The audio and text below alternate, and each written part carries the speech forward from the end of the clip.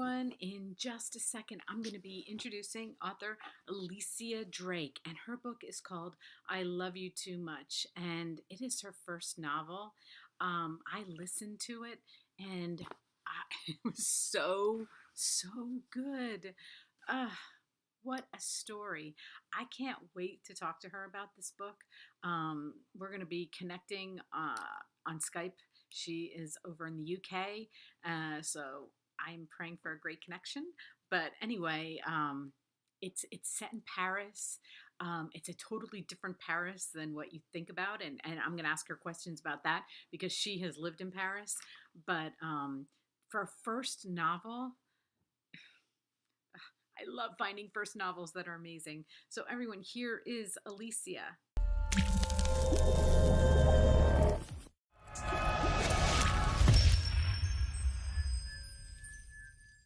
Hi everyone, I am so excited to have with me today author Alicia Drake, all the way from the UK. I am so happy we were able to connect. Skype is always tricky, but we're going to be talking about her newest book. It's called I Love You Too Much, and she has the books, and she's going to show us two covers of those books. And Okay, so this is the UK version. Can you see that? That's I Love You Too Much from my wonderful UK publisher, Picador. And then this is I Love You Too Much from my gorgeous American publisher, Little Brown. So these are the two covers. And they kind of, what I love about them is, although they're very different, there is a similar mood expressed, which I'm really so happy. I couldn't be happier to have these two covers. Oh, I love that cover. I mean, that's what kind of drew me into this book. And I wanted to ask you, so the US version of that, and I don't like to give things away, so you can just say, I don't want to talk about it if you don't want to talk about it. In a moody way. I don't want to talk about that. But who are those his parents? That's really interesting. You see that as the parents. So I do really love this picture because it's so ambivalent. I definitely see that as Paul, and I see that as his mother. Mom. Okay. Yeah. Well, I could have saw that too, but at first I was like, okay, yeah, he does look littler, but it could have been, I don't know, but you know what? I'm glad that we don't know because you can't see their faces. Me too. I like that it's a little bit obscure, and also the other thing I love about this cover, I love that it's really very classic Paris in the architecture. But then instead of it being too sort of cliched Paris, I love the fact that this is kind of concrete and it gives it a modernity. And we're not just, in the cliche of Paris. Yeah, I love it. And I love the blue. Right. Oh, yeah. I mean, this, and the person who did I write down? Yeah. Aaron Landon. I think it's Landon. Did the audio. Oh. Yes. Oh, because you read it by audio, did you? I did. Great. I walked around an entire day listening on my headphones, because my kids were talking to me, and I was just like, I can't hear you because I'm listening to this. I was so involved in this book, like I was in another world listening. It was crazy. Great job with it. Oh, great job. I agree. Beautiful. Yeah, because it's not suspenseful, but in his tone, it was like suspenseful. You know? Yes, I agree. Yeah. As oh my gosh, Alicia, I wish I could tell you how much I love this book without being overly, I just got so into Paul's story. And even though I'm a 53-year-old, but I have children, and I guess maybe I saw it from as a mothering. Yeah. I don't know. I think Paul's story touches you. Well, I hope it touches you. It doesn't matter whatever age you are. Whatever color you are, whatever sexuality, gender, anything. It's just a story about humanity and pain and a child. And we've all been children, or we all are children. There's still a child, hopefully, in all of us. So really, Paul's story, I think, I really do believe anybody can relate to. So I'm really glad that it touched you, that it resonated inside you. Yeah, I'm really glad. Yeah, and I went back. I'd never read reviews because I always want to know myself, right? Yeah, Hey, yeah, I don't know. I can't do it. But I go back yes, afterwards just to see if yes, anybody saw what I saw. And I yes. mean, you are getting this book has only been out for 2 months, and you are getting the best reviews. You must be so happy. But everybody, they're like, "This is I can't believe this book. It is so amazing." And I was so happy for you because it is touching a lot of people, and You know what I'm really pleased about is I'm really pleased that Paul means so much to people. So I don't know how to express this without sounding like the crazy writer in England. So sorry, guys, maybe I am just a crazy writer in England, but really, Paul's story meant so much, and trying to express that story was very, very important to me. And um, so yes, I am pleased by reviews, of course, but what I'm really most pleased about is that Paul's story is being heard and that people are understanding him really. Um, yeah, that's what overwhelms me. right. And okay, it's a debut novel. It's Yes, your it is a first debut novel, novel. which is crazy. I mean, I love when I find an amazing debut novel like this, that it's like, wow, this was because so many authors have a hard time. It's their third book, fourth book, till Yes, finally they get. But this is yeah, coming out as a debut novel. It was all over Instagram. People were talking about this. Everybody's like, read this book, read this book. And I was like, I saw the cover. I'm like, yes, I'm going to read this book. yeah, yeah. you know? So I've done non-fiction before, but you're Right. absolutely right. This is my first novel. It took a long time to write. It took a long time to work out how to tell Paul's story. So I've got. Hang on, I can show you. Down here, do you see down there? Those are all the drafts. There's drafts down there. Can you see down there? Yes. There's a lot of drafts down there. Hang on 2 secs. I'll show you my notebooks. Okay. Because it's like people I keep love saying, seeing "Oh, a notebooks. really short novel," and I say, "Okay, guys, for this short novel, these are some of the notebooks. These aren't all of them. Wait, wait, wait. Okay, I think those are most. There's about another 5 of these. Do you see these? Wow. These are my notebooks for Paul, for his story, for I Love You Too Much. That's all my notes about Paris and about life and his life, and they're all in there. And then all the drafts. They're probably about 6 or 7 drafts, and I wrote a draft in French because at one point I thought what I really need to do. Sorry, and there's some more drafts over there on the other side of my office. Actually, I've just seen. So what I was trying to do, it started as a very small novel in a way. What it is, not a small novel, but Bonjour Tristesse, Françoise Sagan. It was kind of that idea, a very intense novel that I wanted to write, and I knew that it was going to be almost painful to read. I did know that from the start. Um, do you know what I mean? But Yes. then I kind of got waylaid, and I started writing from Séverine, from his mother's point of view, and I tried all these different things, all these different drafts, and then I really thought what I need to do is, because Paul, sorry, if everybody hasn't read I Love You Too Much, Paul is French. This is a French story based in Paris about a boy aged 13. His parents' marriage has fallen apart. They are narcissistic, they are damaged. And really, the essential idea throughout the story is what happens if you do not receive the unconditional love you need as a child, and where will you go? What will you do to find that love? Right. Um, so it got to the point where I thought I really need to hear Paul, because I was trying to write the English of as if a boy was speaking French, but it was in English, if you see what I mean. So it's different because it's not just a different language, but you say different things and you express yourself in a very different way.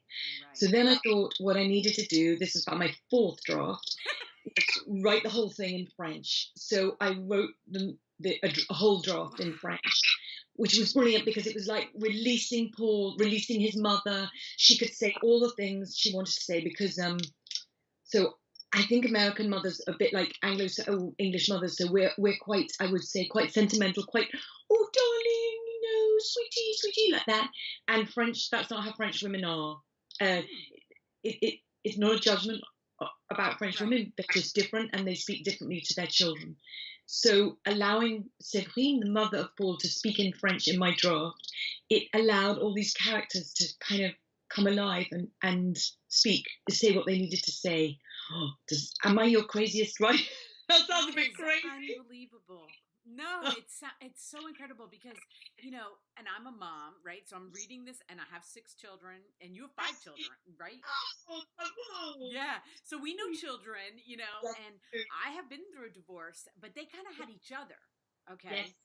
Good point. Where, right, Very good. Paul, for most, and we don't give spoilers, so we're going to talk around it, but for the most part, he's an only child going through his parents' divorce. And Yes, so I got sad, yes. but then I got mad at his mom. Like a lot. Yeah. Well, so a lot of people have a problem with Stephanie. I have to say, I really love Stephanie, and she is a I love the damaged way you say it woman. again. Say her name again.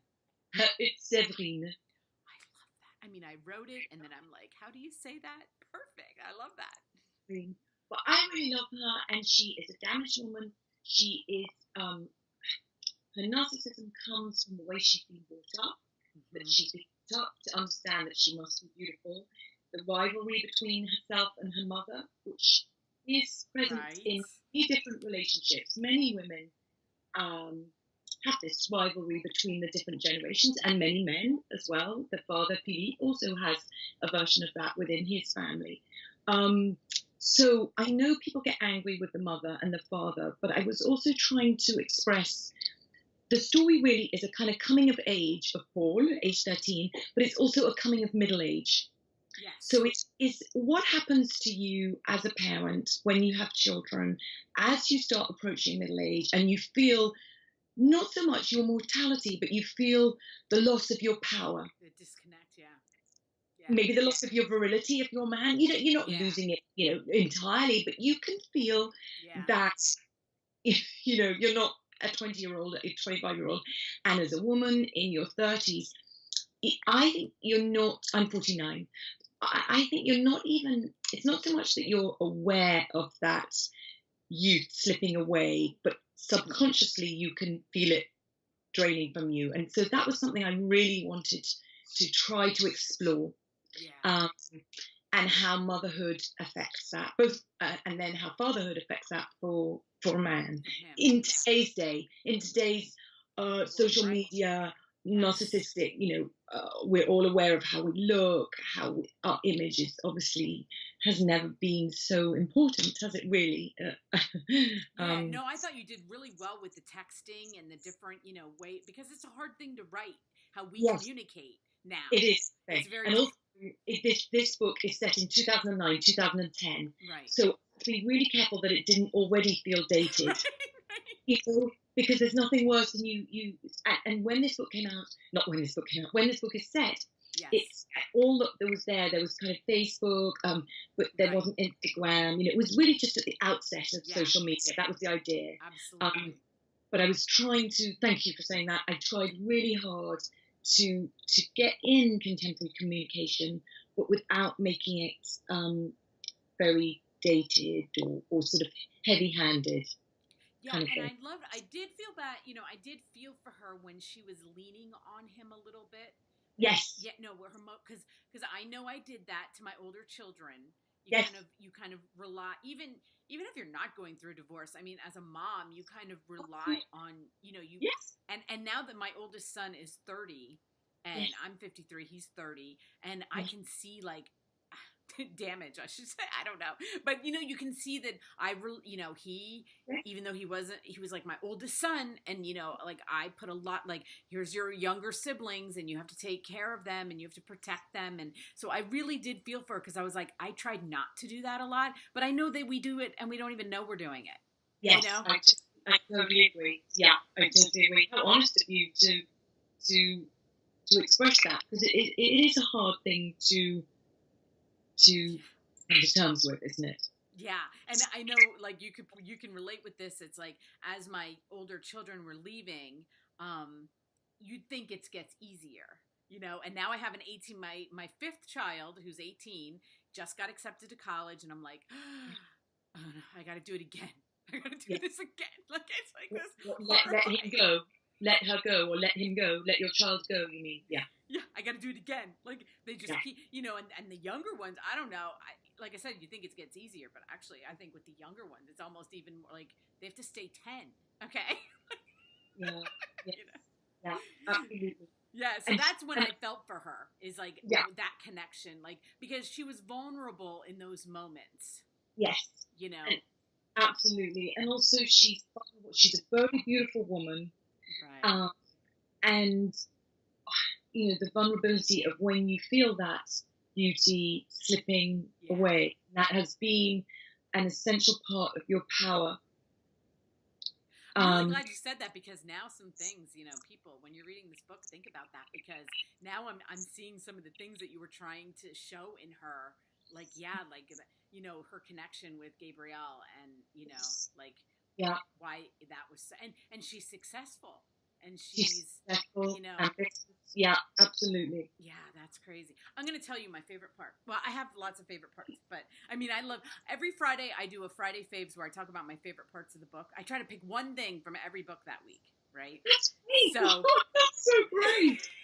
yeah, and then Saturday I summarize them so that people who didn't get to watch the videos can just hear a little bit about the book, and then that's what I'm doing. But I was like, okay, well, I love the cover. There's so many things I love about this book, and I love Paul, like he's one of my favorite characters.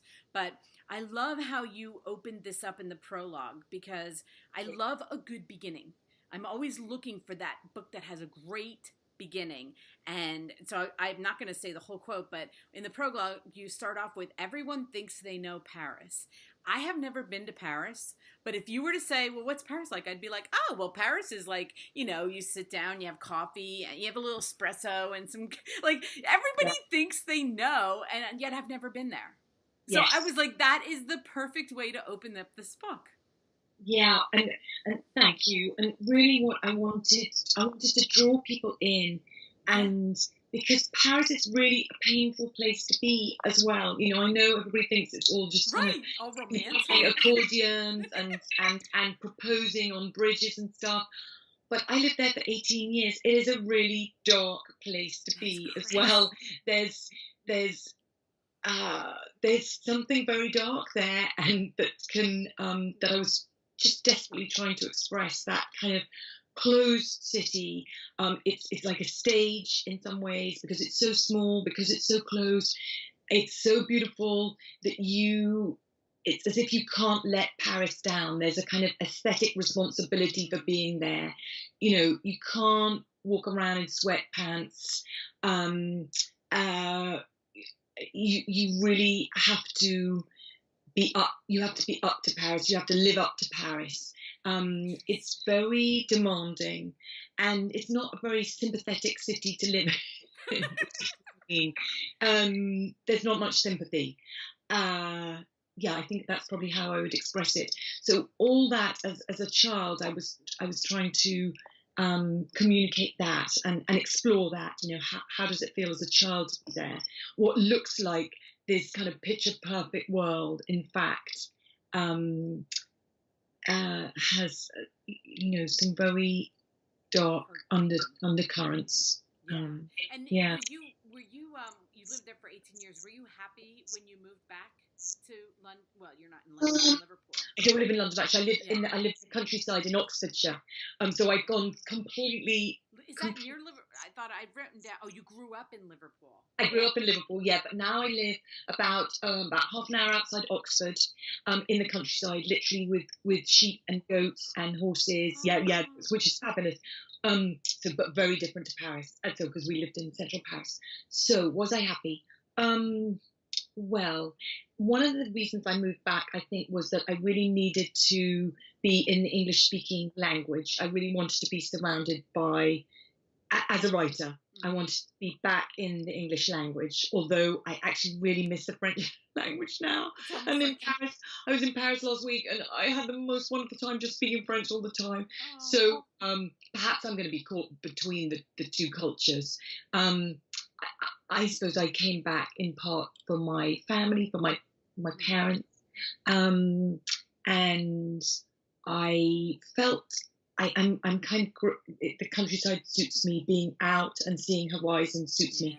Yeah. I did feel quite oppressed within Paris, although I love Paris and I love the French. So that's I'm lucky enough to be able to go back, which is great. Yeah, and you have the cutest accent because it's English, but then French. It's a cute Yes, combination. Oh, thank I you. can hear it. I can hear both, and it's like it's so cute because I can still hear your English accent, but then I can Yes, hear the French, parts of yes, it. That yeah, is really absolutely. cute. Yeah, You yeah, know. yeah. It's But I was great. talking to a guy, an author in Manchester last Oh, week, yes, and yeah.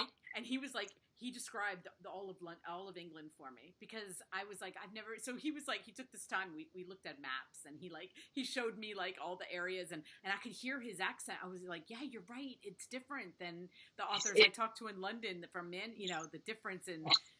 It's like a great like you can I hear love the ours. Manchester accent. It's a great accent. It is. It's really Yeah, cool. great accent. So Yeah. it's like now I feel like I know I am half English. I've never been there, but I No, want to go. Yeah, we actually come have a coat of arms from the where my ancestors were from in England, and I hope to get there someday. Wait, do you know where they were from in England? My maiden name is Dunton, and Right. supposedly there is like this very small place called Dunton, and they have the coat of arms, and you know Oh, that's great. Oh, you must come. That's yeah, great. and my one daughter has red hair, and back in the day, she was like, "I could marry Prince Harry, right? Because we're English." And Oh no, he's gone. now he's gone, he's taken, so she How can't. about Prince George? She She, just has to wait a bit for Prince George. she's Prince Harry's age, but she's like, "I look like him. We could be."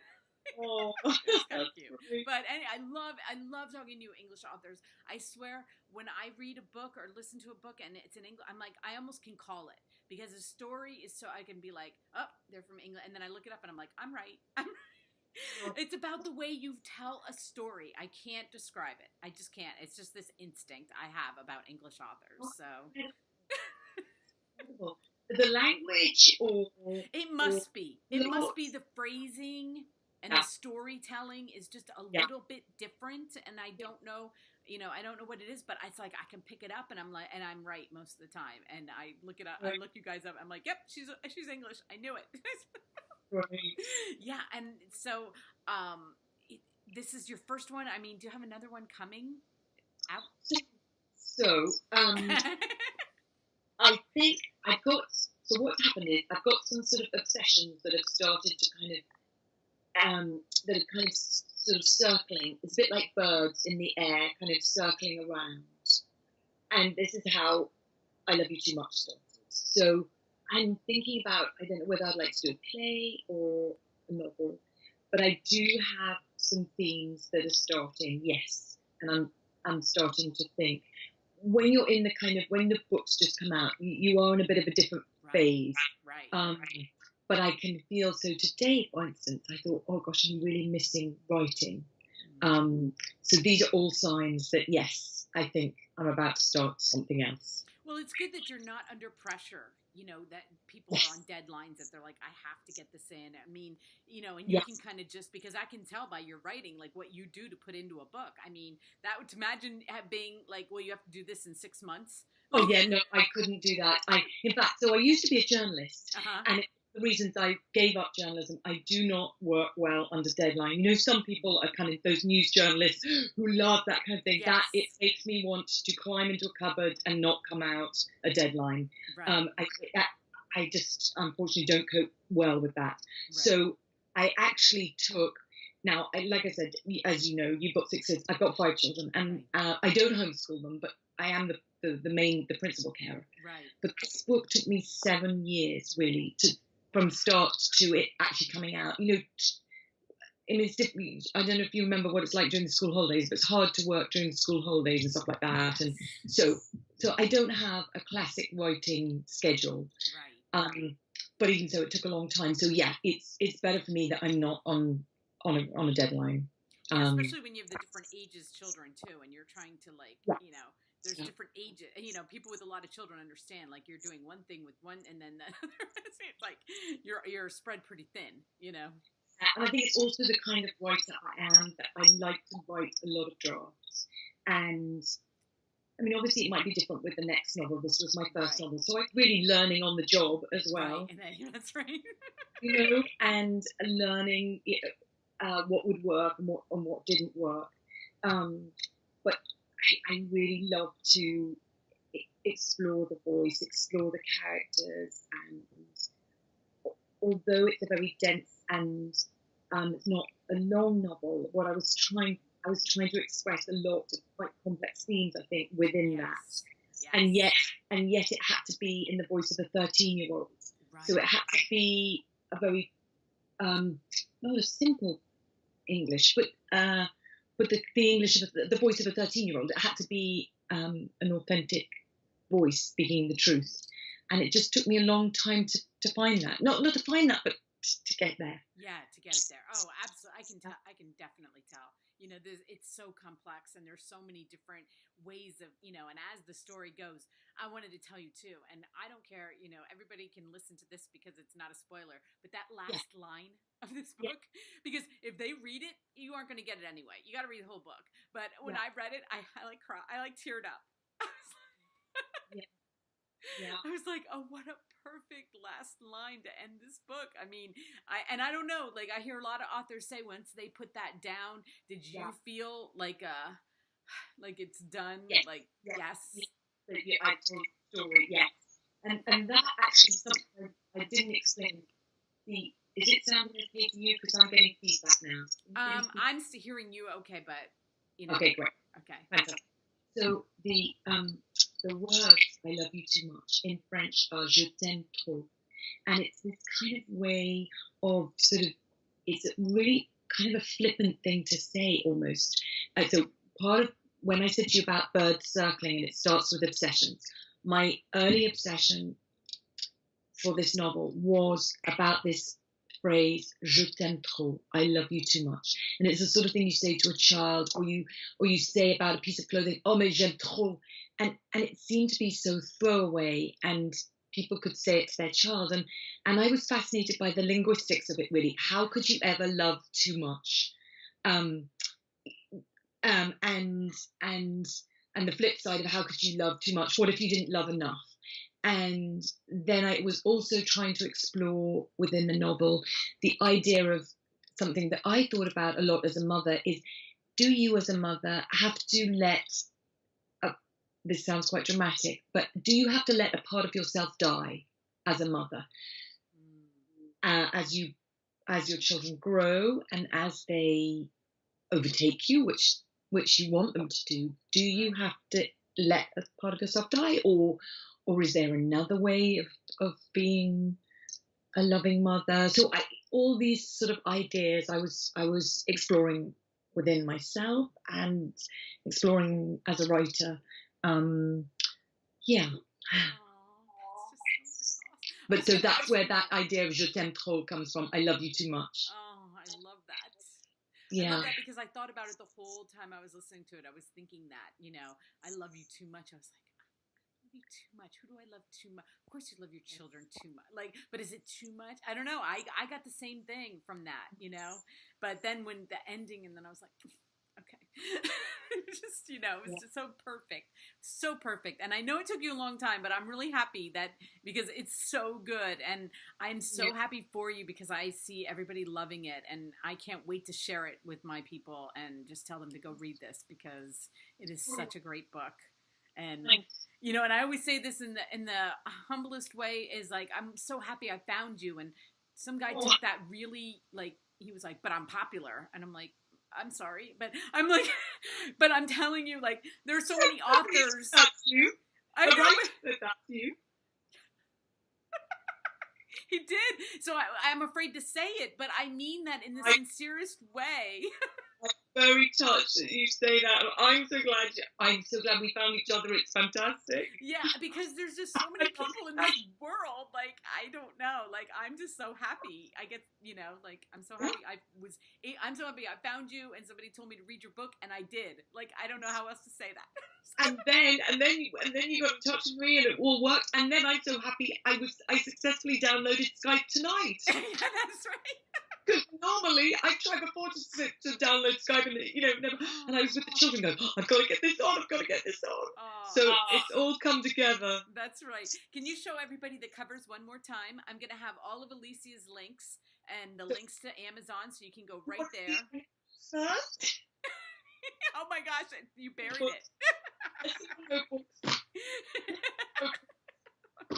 There's more notebooks. I am so happy that you showed me that. Here we go.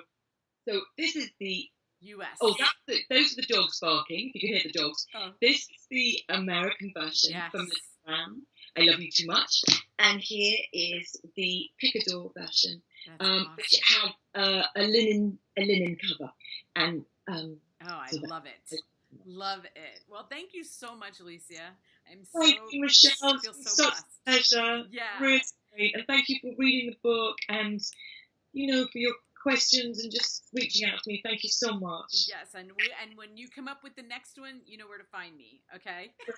Okay. You have a great night. Thank you. Thank you. Bye-bye. Bye.